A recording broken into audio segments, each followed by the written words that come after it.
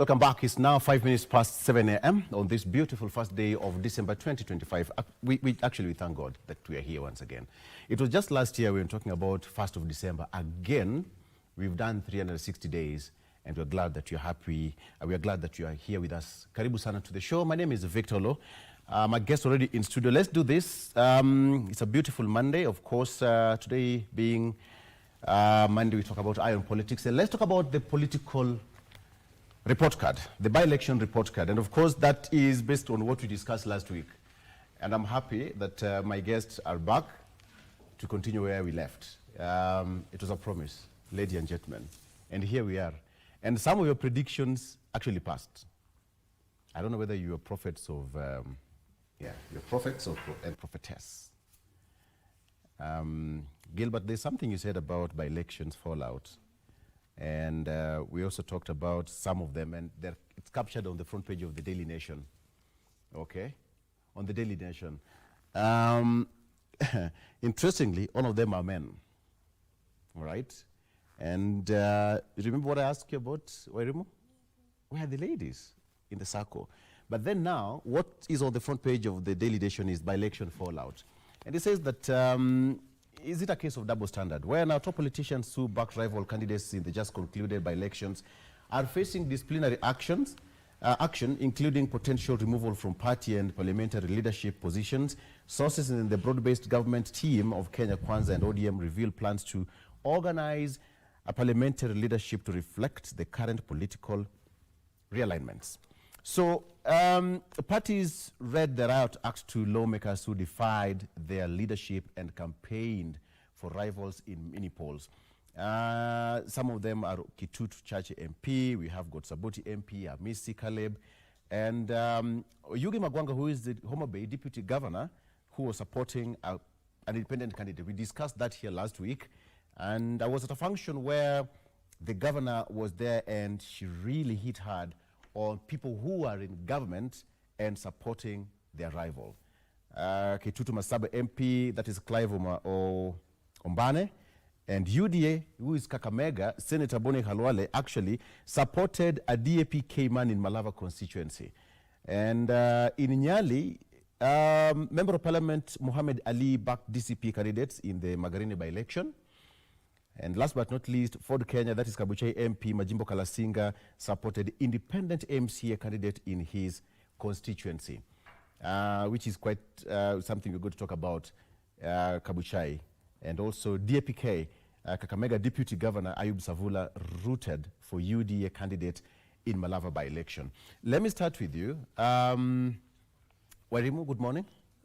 Good to see you once again. She's an advocate of the High Court. Karibu sana. Asante. Okay, based on what you've seen and what you've heard, again, ladies first. We talked about this last week, and we are here talking about it. Let's talk about the by-election report card. What do you actually make of what happened last week?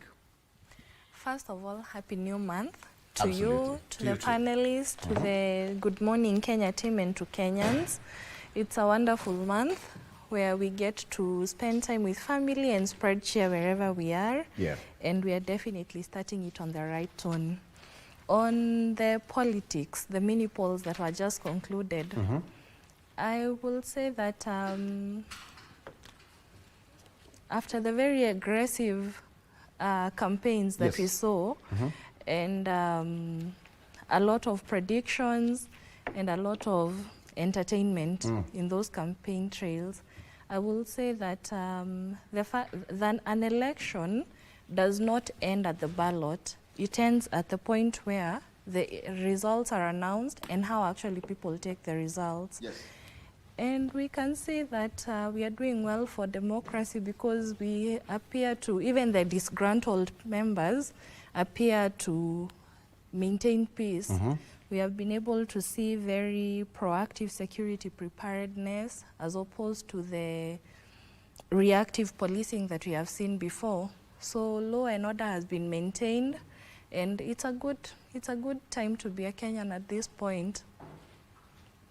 Okay. Yeah. I come back to you, Daniel. We talked about this, again captured on the front page of the Daily Nation. Perhaps let me take you through the front page of the Star, then we continue.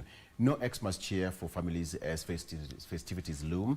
Oxfam report that the cost of food has risen by 50% as we head towards the festivities. Now, Ruto also repeated his promise to make Kenya first world country. Why by-elections may determine Western politics ahead of 2027? Did you talk about that here last week? Yes, we did. And here it's been mentioned. And finally, on the front page of the Standard, scam loading. All right, that is an exclusive by the Standard newspaper. Scam loading. It's about a 21-year-old, for 21 years, a disputed 23-acre plot in Karen has swallowed billions for a hospital that exists only on paper. Despite an active court fight, forged documents and unanswered ownership claims, the Social Health Authority now wants another 50 million for a fence around land that the state may not even own, thus keeping a ghost project alive at staggering public cost. That is on the front page of the Standard, completely different from other headlines. Okay, so again, you can take a look at your favorite paper, but let me come back to you, Daniel. Let's take a look at what's happened last week. What do you make of it? Your take home, your key highlights. Thank you.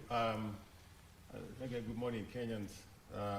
Happy to be here again. Yes. I want to first congratulate the Kenyans who took part in the elections last week for ensuring that the process went on smoothly, even though we had pockets where we had some violence reported. It's regrettable that we had violence, vehicles being banned, especially in Malava constituency. We have always said that violence has no place in our civilization, in our democracy. But then I want to congratulate the police for stepping up and ensuring that there was peace. The build-up of police, the presence of police in especially Kasipul, I think was noted, and that prevented so much more violence from taking place. Yeah. But looking at the results, the headline says there is a by-election fallout, just like I basically predicted that ODM and UDA, the broad-based government candidates would carry the day. You could see that the broad-based candidates actually carried the day. Out of the 7 constituencies that were at play, the broad-based candidates carried the day. And the president rightfully, was celebrating, was in a celebratory mood. Even though we saw that in Barrie North, we had a very tight race. The difference was very small, less than 500. The same with the Malava. However, in elections, even if someone defeats you with 1 vote, you are going home. You cannot, you can't claim much. But then the tight race in Barrie North and in Malava basically showed that even the winning parties have a lot of work to do as we go towards 2027. These elections, Victor, was some kind of period. It showcased what we call voter behavior. So both parties, the broad-based government and the opposition, united opposition, did not know the voter behavior. So these elections was able to demonstrate to both parties how the voters are likely to behave in 2027. So then they have gone back to the drawing board to know. For example, right now, if you look at Central Kenya, the administration, the broad-based government, at least can rest easy, knowing that the united opposition, led by Gachagua, is not capable of taking over the whole of Mount Kenya. And if Gachagua is able to take, if he's going to win, it's going to be at least 50-50, or if at worst maybe 60-40. The ruling administration, will claw back, some support in central Kenya. So that is a good indicator for especially for the ruling administration in Mbeere North, but also in Malava. In Malava also, it was a very, very tight race. That is also a good lesson, for the, as you can see in some areas like Kabuchai, where we had in the speaker's own ward, the candidate that he was supported actually lost. So that again takes them back to the drawing board. So those who have been sitting easy, thinking that these elections will be, will be a rollover, it's not that easy. So it's not that easy. It's not that easy. So they have to go back to the drawing board and do the hard work. But lastly, the voter, how do you call it? We noticed also the voter apathy. The turnout was very, very minimal. And that also demonstrates that the 2027 election is going to be a turnout election. So if you do not get your supporters to come and vote, then you are likely to lose. So both parties have a responsibility to ensure that they whip their supporters to come and vote.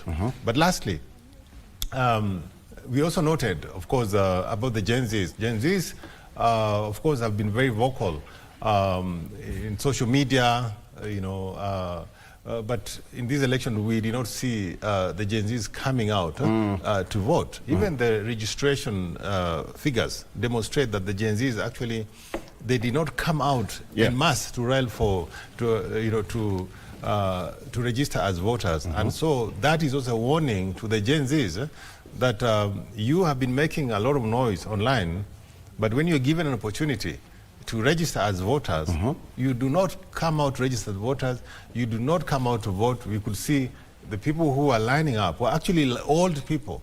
Where are the Gen Zs? Where is their voice? But of course, I had some people say that Gen Zs were, in these by-elections, they were not allowed to actually register, especially where we had these by-elections. But then the registration probably took a break. For the by-elections to happen. But then, Gilbert, when based on basically what happened last week, a lot of focus was in Malava, but nobody talked about, and actually now what is now coming out to be talked about is the win in Kabuchai. That is Kabuchai. And we all know that Ford Kenya has dominated that area for a very long time. Before we even get to that, your key highlights. My key highlights for the just concluded by-election is that status quo has remained. Malulu Injendi for Malava was a UDA on the route of side. So the Kenya Kwanza, Kenya Kwanza has retained their seat. Mbeere North, where Ruku comes from, basically UDA has retained their seat. In Kasipul, that was ODM seat. They have retained it. And also in Magarini, the gentleman whose election was nullified actually retained his seat. So if I look at it from a broader perspective, not much of tilting has happened except in Kisii, where Matiang'i, parties allied to Matiang'i, basically carried the day. So I think the biggest winner in this election is Matiang'i, who has been accused of just hanging around with no political strength. He's shown that at least in his backyard, there is something that someone could reckon with. I would like to particularly focus my attention to the political messaging by Rigathi Gachagua. He has postured himself as a person who basically is a leader for the people of the mountain. And he always thrives in a very divisive political narrative that has even left some people from the mountain uncomfortable with him. And that is why, even at the time of his impeachment, a lot of people from his backyard supported, because he had touched them, uncomfortably in one way or another, particularly the women. So he continues to perpetuate the divisive agenda that might not be to his advantage in the coming 2027 general elections. And therefore, the biggest fallout, even though the Daily Nation has picked on Saboti MP and the like, yeah. I think the biggest fallout will come from the DCP, the Gachagua party side, in the sense that he has taken a trajectory that not many of his supporters or political allies have been comfortable to speak about. Now they have a reason to look back and say, gentlemen, you see here the candidate for Mbere North who lost, the runners-up, was a DP candidate, not a Gachagua candidate, because he had withdrawn his candidate because he's closer to the former Attorney General. Yeah. So for me, that is the biggest highlight. Also, I would like to say that the political messaging that the government had taken, particularly in Mbere North, because it is Mbere North where they had to show Gachagua that despite the fact that we are not together, we still reign in this part of the country. Because Usiguse Mrima man has always claimed that the Mrima is his. So in Mbere North, you remember the deputy president saying, wewe Goliathi wewe, wewe Goliathi wewe.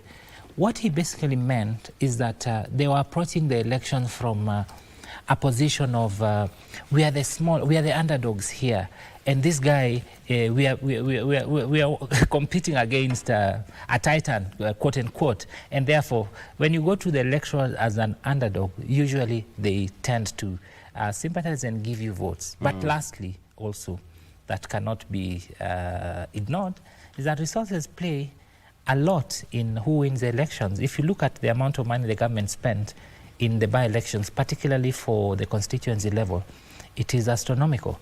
And therefore, we would want to say that the more you spend, the higher the chances of your candidate winning. So money and resources still reign supreme in determining the electoral outcomes in the electoral process. Yeah. What's some of the lessons that you could learn, probably when you talk about political symbolism? Because you've talked about some of the constituencies. ODM, of course, in Kasipul retained the seat, talk of Malava, talk of Magarini. That was somehow given. But let's talk about the political symbolism that played out within those 2 months. I would like to say that the dead still control our lives. The people of Homa Bay, for example, were voting for Raila Odinga. Raila Odinga is no more, but still, as they voted for Boydwere, the son to the late Were, essentially what they were saying is that this is what Baba would have wished for. The Magarini one was a Baba candidate, and they were just saying that this was a Baba candidate. Yes. And we see a lot of political messaging still reflecting on the ideals of the fallen hero.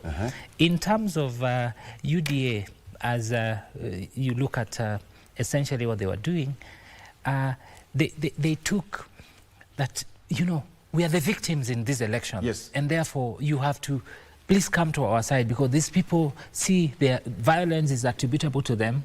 And they made sure that Natembeya and his team in Malava were portrayed as politically violent, whether or not they were the perpetrators or whether or not there was violence on both sides is a question that can be determined by the evidence that could be produced at the right time.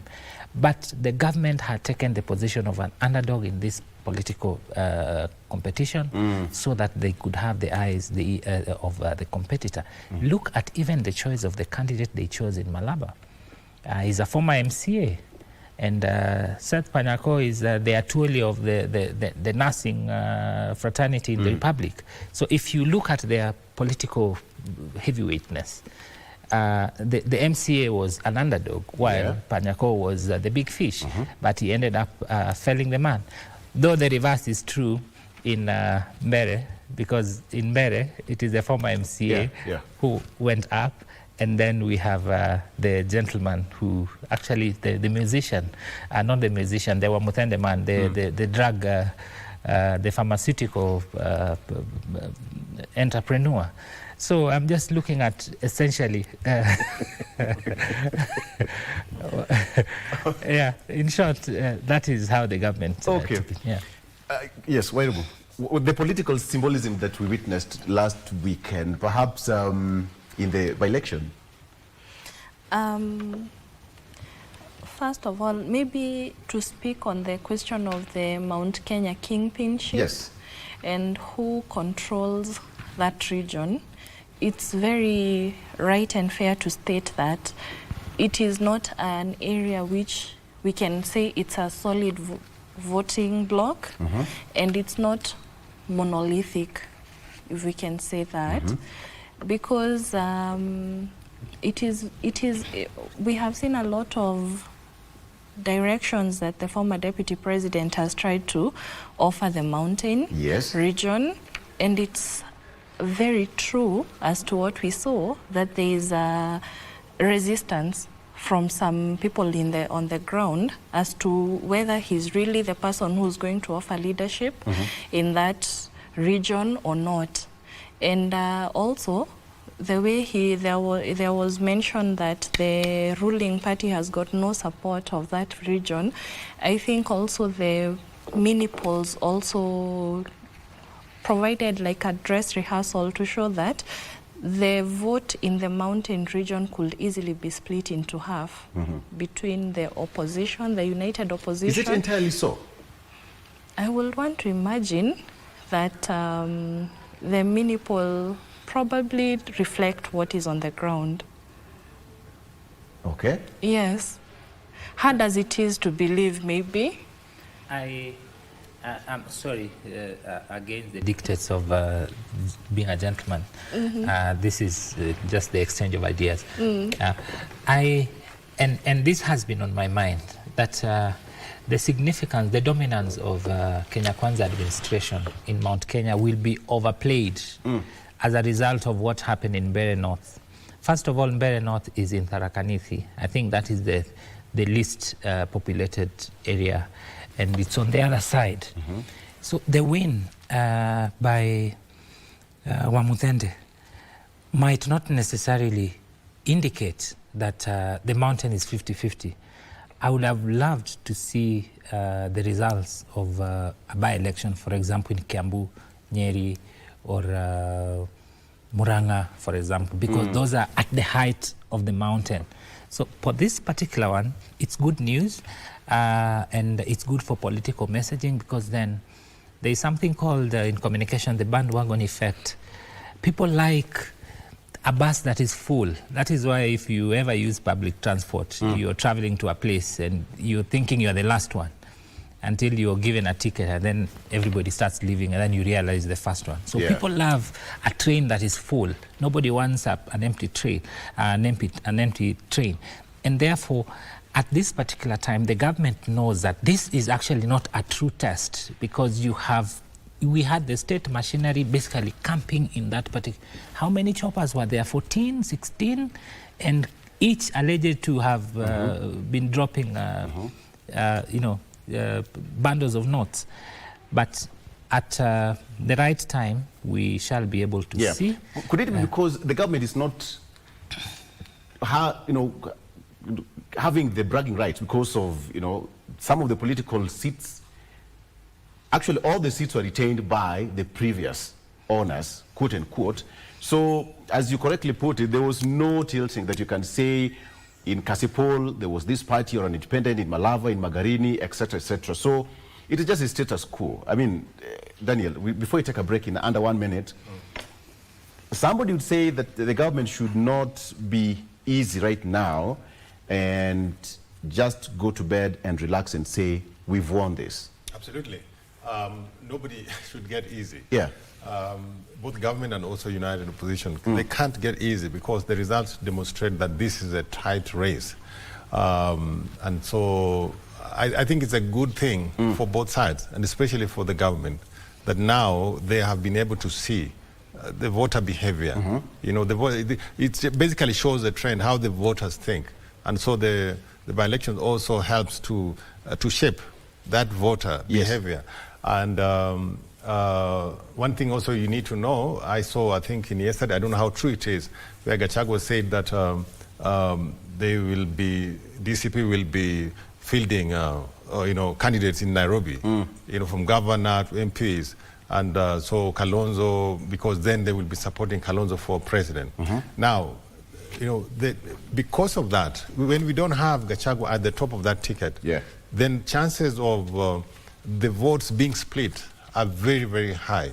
So if Gachagua is at the top of the ticket, then you can say that he can get maybe 80 or 90% of Mount Kenya votes. But the fact that he's already saying that Kalonzo will be at the top of the ticket, that will allow the government to run away with some of the support, because people know that, and everyone knows that in this country, in Africa, and in this country especially, it is not easy. Actually, it has been proven that the person that is seated, in power, does not easily lose elections. So, those who have tried, in 2007 when Raila tried to remove Kibaki, it actually translated into so much violence. You get my point? So, a sitting president in Kenya, history have shown us that it is never easy. You get my point? Yeah. And so, some people in Mount Kenya, will want to still stick with the government, because then it will not look nice if everyone runs to the opposition. And also, this explains the reasons why. Right now, with the number of ministers in this administration from Central Kenya are actually 8. And so some people from Nyanza have been, of course, complaining that, because now the Nyanza people have been saying that they're in government, but they only have 2. But Mount Kenya have 8. You get my point? Yes. So President Ruto has not completely withdrawn MPs, so ministers. So he has maintained a lot of government ministries in that area. So this is going to help him to be able to get half of the support from Mount Kenya. Interesting. Let's take a break and we come back. I want us to talk about national level interests in what really played out in the last by-election. I mean, the national level interest, much more when you come back. Stay.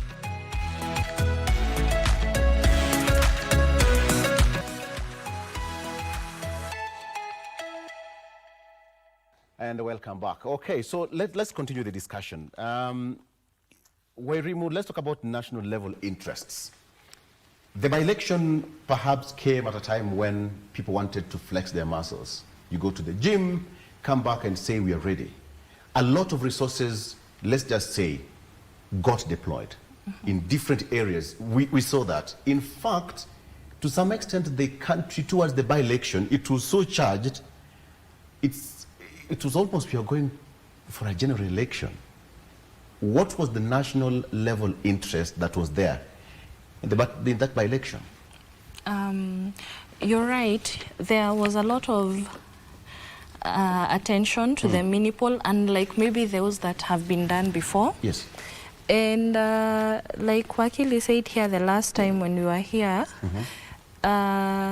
President Ruto is out to see what anyone who claims to bring value to his team will actually bring. So everyone, in the words that are you being used, kila mtu alijituma, to make sure that you go out there, you persuade as many voters to vote for a candidate that aligns with the government of the day.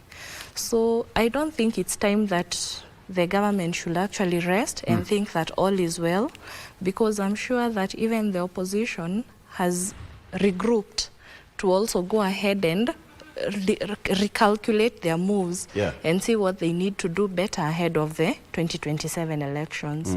Yes, but ideally there was a lot of resources that were put into these polls to ensure that they try and persuade, because everything is about perceptions, to try and persuade the government of the day or the Kenyans that this is the position that has been taken moving forward into the elections. Yes. Okay. Gilbert. Yeah. In terms of the national level interest in these elections, you realize that Mr. Farouk Kibet literally camped in Malava until the elections were done. And I'm sure when he went back to report to his boss, he told him, see, you trusted me with this and I brought it back. It is only at the tail end that we saw Mudavadi go there, Wetangula had started making appearances, but I know that particular seat was giving him a lot of headache. I think someone had said that the president was actually hoping that at least he would lose one of the electoral seats, so that he has a reason to offload some of the people who are viewed as literally load on his shoulders. Yeah. For instance, it has been argued that Mudavadi may not bring so much political strength to the president now that he's actually part of the presidency. Same as the other people who basically just joined his government. So in terms of value, the headache that was there, the people who have, the political heavyweights from Western Kenya who have identified themselves with Ruto, yeah, based on the pre-election pact that they signed, there has been talk that perhaps these people really of the value that they promised they are going to bring. Remember, they had signed something 30-30 so that they are given. They were never given. Maybe there was the realization that really, what is really your weight? And as time has moved, there has been a lot of erosion with people who have been aligned to Mudavadi, for example, leaving him and straight away aligning with the president. Yeah. So for them, I think the biggest headache continues on Mudavadi himself, because if he was really a force to reckon with, then the margin should not have been that small. You can imagine after you spent your everything, then you get a margin of, was it about 1,000 or less? Yeah. Something like that. And the same as Wetangula. So that, for me, the national interest purely rests on the value proposition attached to the two gentlemen from that side. Okay, let's talk about the issue of power, visibility, and narratives. When you talk about that, almost everybody, Daniel, wanted to get that visibility out there. The power that was used and the narrative that was actually coined towards that by-election. How did it play out? I mean, these are some of the three pillars that must be taken care of in politics. Yeah, of course. Visibility is very, very important in politics. This election was an opportunity for the former Deputy President Gachagua, yes, to brand himself and brand his new party, the DCP. So even as much as he didn't do well, but it has been able to brand himself. And you saw him yesterday taking a victory lap in Kariobangi. Yeah. You know, and already he's already claiming that Nairobi will be a DCP zone. I don't know how true that is, but that is the kind of visibility that he has been able to get. So the elections, just like any other election, it's a real research. It is not an opinion poll, it's a real research. Yes. You are able to see, you know, in real time what the voters you know, are thinking and where the direction is going. Also, for the current deputy president, yeah, he used these elections, especially in Mbeere North, to defend his position. His position was at risk, you know, because then the fact that the president sent Farouk to go to Malava and Farouk delivered, to say now you go to Mbeere North and deliver. And you saw him, you know, the deputy president actually camping in Mbeere North and taking off, you know, he went all the way. Yes. And always fire, see fire, you know, and he was able to demonstrate that he is a worthy assistant to the president. Because right now what the president needs are people who will actually help him to deliver two-term. It's just about two-term. So of all the people that he are surrounding the president, who can actually help him to deliver two-term? And I think the Deputy President Kindiki has demonstrated that he can be able to go, you know, toe-to-toe with Gachagua in the scramble for Mount Kenya vote. So that also demonstrates, you know, power, you know, in as far as Mount Kenya is concerned. Now, to Gachagua. Actually, Gachagua, even though he's trying to have a brave face, but he is the biggest, for me, he's the biggest loser in this whole arrangement, because Gachagua came all the way from New York. He cut short his trip in New York to come and campaign for these in America to come in for these elections, and he has been saying that these elections will show how 2027 will play out. Get my point? So usually in politics, if you say this is what will happen and you fail to deliver, so he has ended up with a slap on his own face because then he was not able to deliver a beating to the president as he promised. Yes. So I think for him, he now has to wear a humble jacket. Even when he's meeting with the United Opposition, because remember, when he's been meeting with these opposition leaders, he has been, saying that I control the 7 million Mount Kenya votes. But this election showed that Gachagua doesn't carry the Mount Kenya votes in his dunya. Okay. Okay, you're talking about Mount Kenya, but let's talk about how old the DCP party is. 6 months old. Yes. And we have got 3 seats already for him. MCA seats. Exactly. No, that is Kariobangi. That is, let me get it right. That is the Kisa Ward, Kariobangi, and Narok Town. He must be a happy man wherever he is. If you look at Kariobangi, I would not, for me, I would not really... Which is actually unprecedented. I know, but Kariobangi, the reason why actually, he won in Kariobangi was because there was a fallout within the ODM UDA. Yes. And so we had, for example, a Luya candidate who was dissatisfied within ODM, went separate ways, and then the ODM candidate also went separate. So Gachagua ended up, taking advantage of the fallout between the broad-based arrangement in Kariobangi, and that's how he won. So a win is a win. So a win is a win. Even if you win by, I agree, win is a win. Even win by one vote, it's still a win. So and that's one of the reasons why Gachagua was there to have a victory lap in Kariobangi. Yeah. But I would not attribute. I would not give Gachagua 100% in Nairobi. If you look at, for example, the arithmetic, we have a lot of other tribes within Nairobi, the Luos, the Luyas, even, there are quite a lot. So you cannot claim victory in the whole of Nairobi as a result of what happened in Kariobangi. Okay. Well, I mean, look at that. 6 months old, and you have got 3 seats. In certain areas, when you talk of Narok, people suspect it was either going to be ODM or UDA. Yes. Alipita katikati yao. In politics, the way you play your cards very well, the way Daniel has said, he took advantage of the injured animal in the jungle, and he pounced. DCP has a candidate in Kariobangi North, and people said that, it was Sifuna that did not deliver.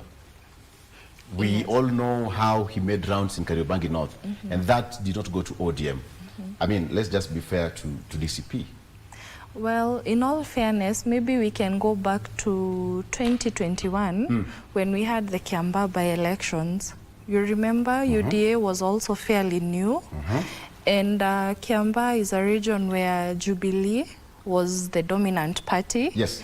And without going so much into the statistics of how that by-election went, UDA took the day.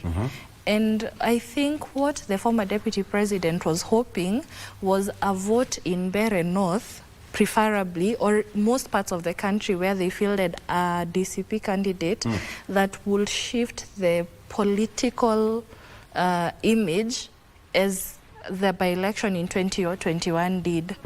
Because I think, if I'm not wrong, when he finally got to announce the new party, DCP, he said that they were also going to call for by-election within the mountain region because they felt so confident that the new party that he was launching would actually carry the entire region. Has that, well, he would say that he supported a DP candidate.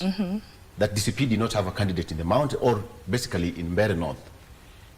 Can that really change the entire narrative about him in the mountain, now that he's been saying that he's been the kingpin? I'll come back to the issue of kingpinship and the fight. Yes. It does, because we all know who exactly was most aggressive on that campaign trail over there. So ideally, let's give it to him. There's a new party. He has 3 victory seats. So we can give it to him for the aggressive campaigning, but also we may also want to consider that there is growing discontent among the people of Kenya on the key issues of unemployment, rage against the president, and all that. It was expected that in these by-elections, we would actually show the government exactly how upset people are with the ruling party and the government, essentially. Like we've always said, we are always calling out on people to come out and register as voters, to come out and vote. That was not ideally the case, because especially among the young people, the turnout was very low. Yeah. And a vote is just like a gun. When you've placed it on the table, it's neither good or bad, but its usefulness is in the person that handles it. So if you cannot cast your vote to vote for a member of parliament or a leader or a politician who is actually going to deliver, then that vote is as good as you get to handle it.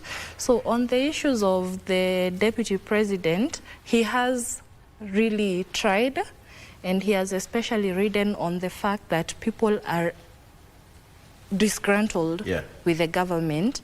However, the government also threw in its weight, and he has a long way to go. He has a long way to go. They still do have a long way to go as the united opposition. Okay. Gilbert. Yeah. In terms of messaging, as a strategic expert, a communications expert, what was the messaging? The narrative that was coined, okay, with no regard to any, constituency. But what was the narrative? What was the selling point in all this? Before I get to the narrative, I would like to say that Mgala muwe na haki yake umpe.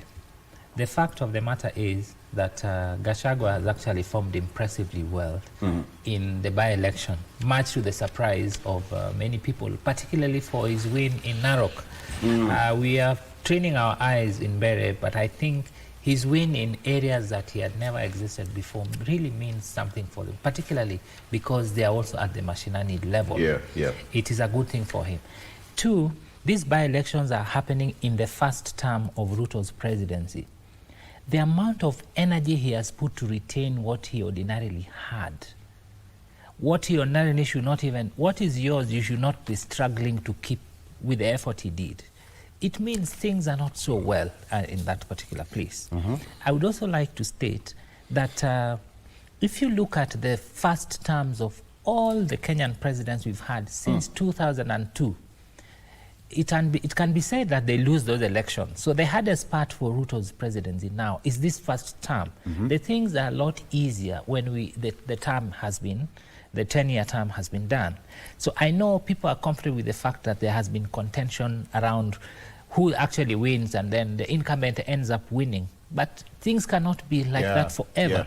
In 2007, it has been said that Kibaki did not win that election.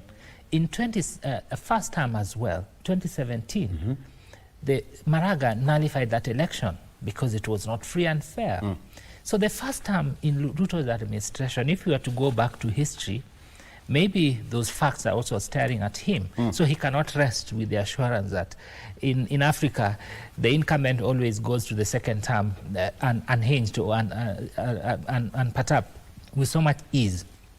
In terms of the political messaging that we are seeing in the country, if you said we should not look at any region in particular, but you see, messaging is usually contextual. You're right. The same message you pass in Magarini is not the same message you give to Mbere, the same message you'll give to my brothers from Homa Bay. In Homa Bay particularly, they had taken the position of, you know how the former MP died. Yes. Anyone who is not with him should tell us who killed him. They are looking at who is Russia's. Is that part of whipping the public emotion? Whipping the public emotion. Yes. And saying that we should know actually who actually killed this particular gentleman. Of course, in their hearts, they knew that the killers could have been people for other particular reasons. But the fact that you are not with him, you could tell us who then made sure that he never existed past the day he lived. if you go to Mbere, as I had said before, Mbere, the government had taken the position of an underdog. Yes. Where that Goliath he was saying, it was my first time actually hearing the DP making reference to Goliath. He basically meant that, you know, David was a small man, a little man who basically just had a sling. And that sling is what brought down Goliath. And he was referring to that gentleman, wewe Goliath, wewe, like, you know I'm David. That's essentially what he was saying, that I am small, but I have God's blessings. I am small, but my path is as clear as David. So the government was basically just took that particular position where members would like to see them as sisi ndio watu wadogo, carrying the narrative but in a different format of the hustler narrative. Unajua hustler ni mtu, sisi tunakula what remains after everybody else has eaten. Yeah. Lastly, Bwana Victor and my fellow panelists, it would be fair to we hit Gen Z so much in terms of their lethargy, but the areas where by-elections were held, according to elections regulations, you know that you cannot register new people when an election, a by-election has been called, because essentially you're just doing a replacement and you want to do it at factors constant. You don't want to introduce an unfair advantage to the new or the old competitors who are there. If you look at the registration in Nairobi, Nairobi is the epitome of Gen Z movement, because I think this is where the Gen Z demonstration was highest.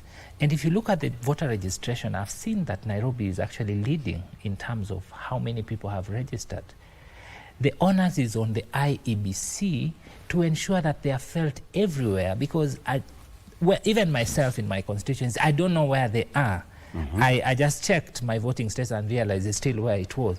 So I think there needs to be a lot of messaging around Gen Z movement or Gen Z registration, so that we do not say you don't come out to vote, but the Gen Z wakes up in the morning and he does not even know where IEBC is. The reason being that we are afraid that if we ramped up these numbers, then these numbers are going to hurt us in 2027. So the messaging around registration is actually very connivingly packaged to make Gen Zs look like they are not playing their part. And therefore they continue sleeping, because if you say I can't, yes, indeed I can't.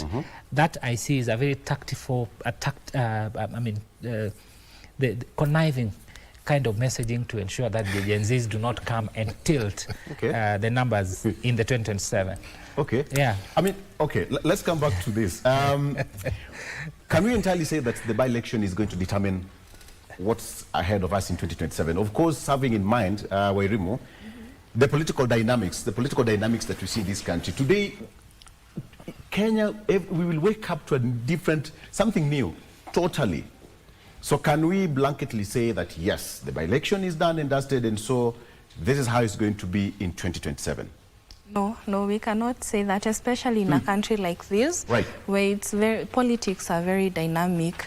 Yeah, a lot can happen and can change in a day. So I don't think it will be fair or wise for either the government or the opposition to comfortably say this is where we are and this is how things are looking like. It should be work that is work in progress. Yeah, let the government continue delivering on their promises, and let the opposition continue calibrating what needs to be worked on. Yes.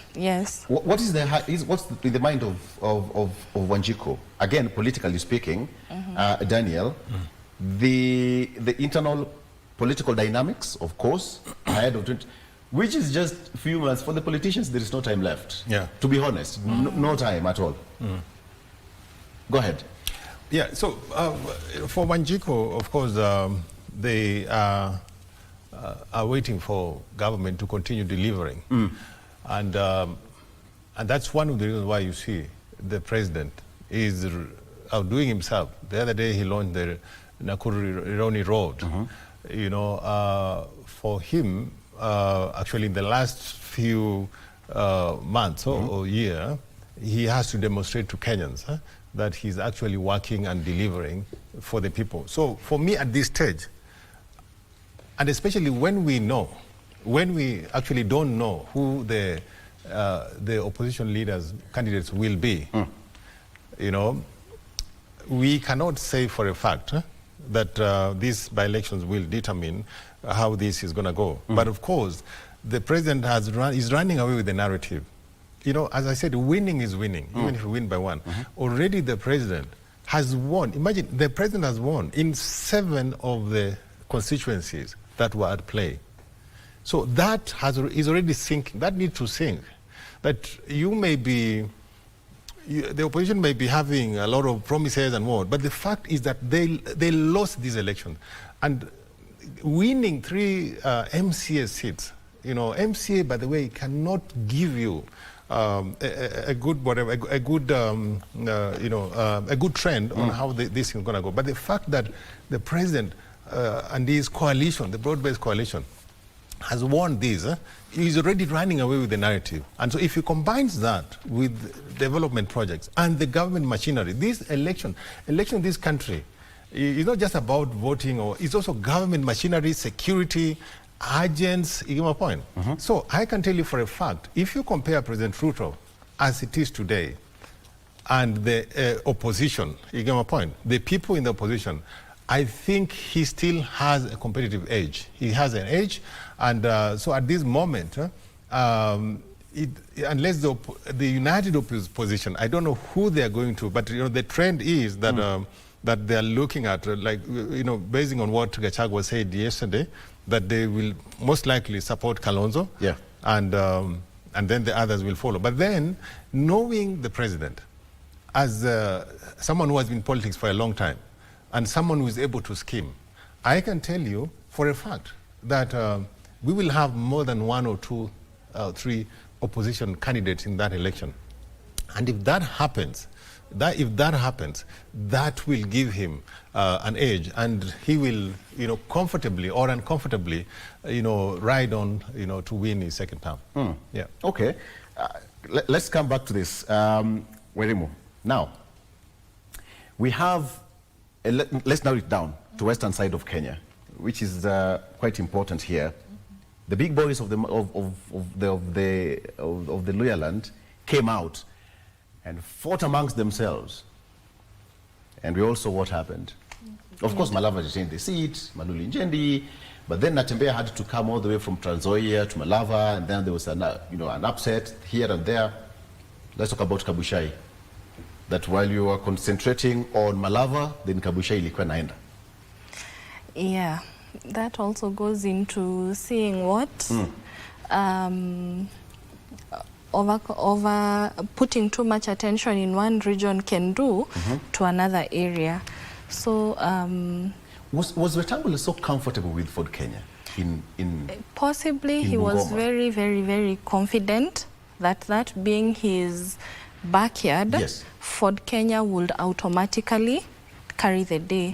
Unfortunately, the messaging was different from the ground, and he probably needs also to put in a lot of that area also needs, I mean, we cannot have someone like Wetangula being the Speaker of the National Assembly unable to deliver an area that is within his backyard. So that also calls to a lot of reflection as to what ought to have been done. Because clearly there was a lot of focus on the other areas and no focus on that area. So is there a growing resistance against also him as the leader of Ford Kenya, or the party itself is also losing grip of the area? Yeah. Because again, I remember, was it yesterday or the other day, when you hear Member of Parliament Fernando Baraza, yes, saying that, I think he spoke in Bukusu or something, but he alluded to the fact that Didymus Baraza, I'm talking about Didymus Baraza, he alluded to the fact that the only situation now is to start rethinking about come 2027.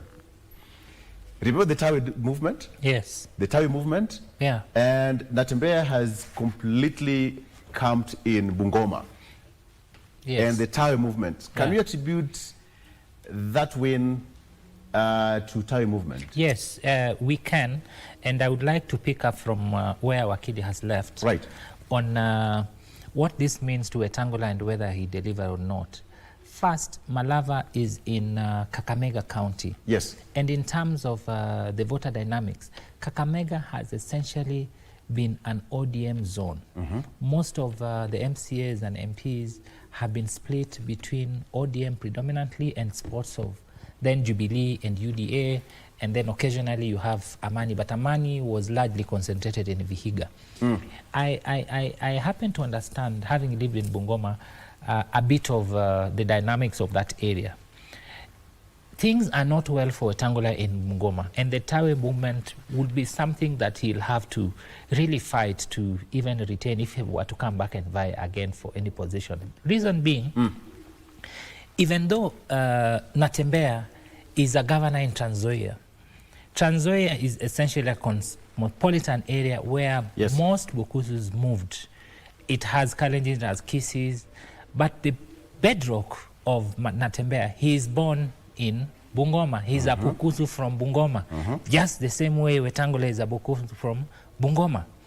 Now, there are issues that have happened in Bungoma that have not left Bungoma people to rest with the assurance that we can trust or perhaps continue giving this guy unhinged support that we had given him. One is the sale, what they call the sale of Nzoia sugar that has been taken over by Rai. Rai has taken, and everybody had been sent home. And after everyone has been sent home, there are a lot of workers, Waindis, who have been brought into the company to do the work that was ordinarily being done by the people of Bungoma. And they are saying, if this man is for us, why did he leave our chuma to go to these other people? And this is where Natembeya has been coming and saying, if in 2027 we are going to revert, these ills that have happened to our people are not going to happen again. And the test of this was in the MCA seat that he lost, because Majimbo Kalasinga, who is essentially his MP, I'm not sure if he's going to run on Ford Kenya in the coming general election. So for me, that is how I am looking at Bungoma. And the Bukusu people have always identified with Ford Kenya because it is where Masinde Muliro, from Masinde Muliro it came to Musikari Kombo, and then it came to Moses Wetangula. Way forward. Now, way forward for me is an advice to the Gachagua people that if Gachagua continues with the political narrative that he has always had, where it is, for me, it is my vendetta with President Ruto, by all means, he's going to lose big time, because politics is very fluid. If you do not adapt very fast, mending fences with people who were initially your enemies, he's not doing, he's stuck to the past, and the past will actually bring him down. What the opposition people have to do now is to have Gachagua as a support system. But if he continues leading from the ground and talking down over them and releasing statements that are very, very, they enhance tribal bigotry of that has been attributable to the people of the mountain, where it is us and everybody else doesn't matter, then they continue to lose, and the people begin to trust President Ruto's camp because at least they see safety there. So Gachagua must revise his political messaging and see what value he can bring to the opposition as a support system and not as the leading presidential candidate, because he knows he cannot vie. And that is my... Wait a minute. What's the way forward now? Way forward as we move away from the mini polls campaigns and to the outcomes and the road to 2027, the newly elected leaders, we are, as Wanjiko, we are waiting for service delivery. It's not late. They can still do a lot of work on the ground, and we are here for it. Mine is to keep advocating for peace, responsible messaging by the politicians. We are really hoping that we do not return back to, because it's a rather very charged moment, politically speaking, that we do not release very careless sentiments that are likely to agitate people and leave us reopening some scars that we have tried to heal from 2007. Yeah, so mine is to hope that things will shape up well even as we head to the 2027. Daniel, I'm looking at something here. I don't know whether you're aware of this, and whether Wairimu and Gilbert, whether you've seen this. BuyKenya.org. I've just stumbled upon this website here, and it looks good. Your gateway to discover and buy authentic Kenyan products. The keyword is authentic. Are you aware of this? Yeah, so this is... Are you aware of this? Yes, basically... It looks good. As you know, before I joined Global Peace Foundation, yes, I used to work as a trade promotion staff official for the government of Korea. And so Korea basically taught me about how to promote trade. Yes. So Korea had buykorea.org.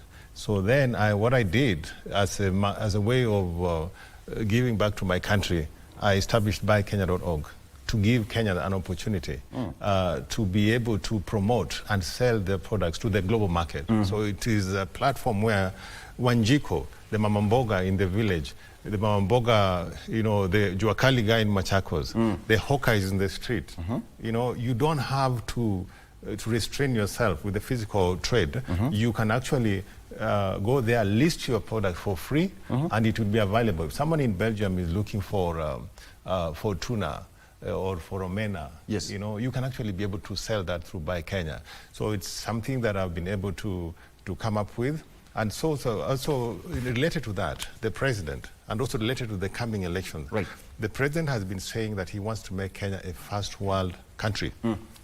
Now, you cannot make, one of the ways of making Kenya a first world country is actually enabling Kenyans to trade.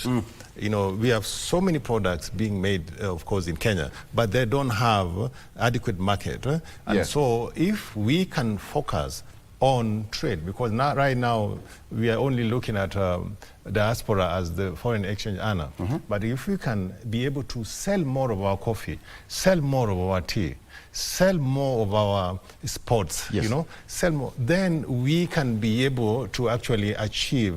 And right nowadays, we don't talk about first world country. The president should be talking about making Kenya a developed nation. It's a very interesting. Gilbert, you can even actually open it. BuyKenya.org. Even you, Wairimu, BuyKenya.org. It's an interesting. It's where Kenya. It actually says Kenya's premier international trade platform that helps manufacturers, producers, exporters, and traders to access the local, regional, and global market. This is interesting. And actually it has been broken down. We have got energy, electrical and electrical applied, food and beverage. We have got fresh produce sector, metal and allied. This is so broad. It is so broad. I mean, you want to take Kenya outside to the global platform? Because we need, there's so much that Kenya can produce. I'll give you an example. Do you know that every year we import 500 billion worth of food? You get my point?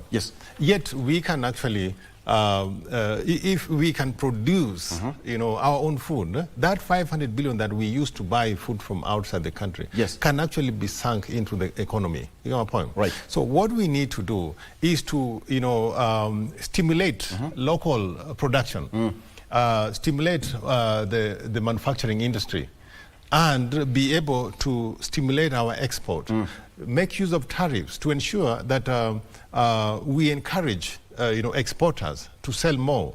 When the president visits the international, you know, countries, he needs to accompany himself, not just with hangovers, you know, who will just joyride us, but he needs to go with manufacturers of what is made in Kenya. Who are the ones selling avocado? Who are selling what? So that we can be able to, and also the commercial attaches that we send outside the country. When they go out there, the ambassadors, their primal duty is to sell the products that are made in Kenya. Legitimately. And that is Buy Kenya. I mean, it's an interesting space. Just stumbled upon it and was told that you are responsible for this. I had to take advantage because of here and talk about it's authentically Kenyan. So you can go there and, I mean, just take a look at that. Gilbert, you like it? Yes, I like it. Wairimu? Yeah. Very good. Yeah. Made by Thank you. yours truly here. All right, thank you so much. That is Warimu Gatacho, who is an advocate of the High Court. Again, ladies first. She's an advocate of the High Court. Thank you for coming. And of course, Daniel Jumo Mondi, who is the Africa Regional Representative for the Global Peace Foundation. Asante sana for coming. Bykenya.org. And of course, Gilbert Awino, who is the strategic communications expert and is a lawyer and also a political analyst. Okay, let's take a break. Tukirudi, we are flying over mpaka Kisumu, enjoying Simon Achola there. Stay with us. Good morning.